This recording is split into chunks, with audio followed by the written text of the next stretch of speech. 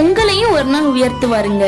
கர்த்தருக்கு காத்திருக்கிறவர்களோ புது பலன் அடைந்து கழுகுகளைப் போல செட்டைகளை அடித்து எழும்புவார்கள்.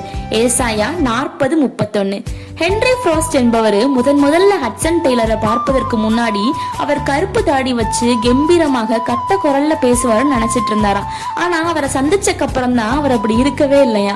ரொம்ப சாதுவா இருந்தாராம், குரலும் மெல்லிசா இருந்துச்சான், தோற்றத்திலயும் சாதாரணமா இருந்தாராம். ஆனா இவருக்கு எப்படி இவ்வளவு வல்லமா இருக்குதுன்னு நினைச்சாராம்.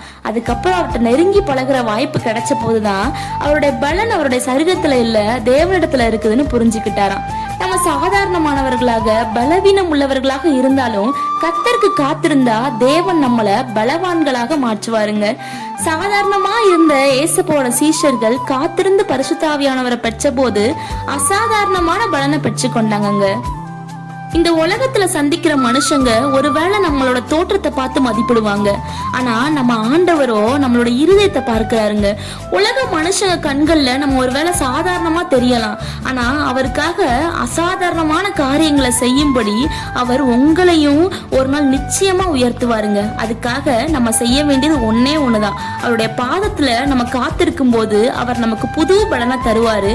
அப்போ நம்ம கழுகுகளை போல செட்டைகளை எடுத்து எழும்புவோம். ஆமென்.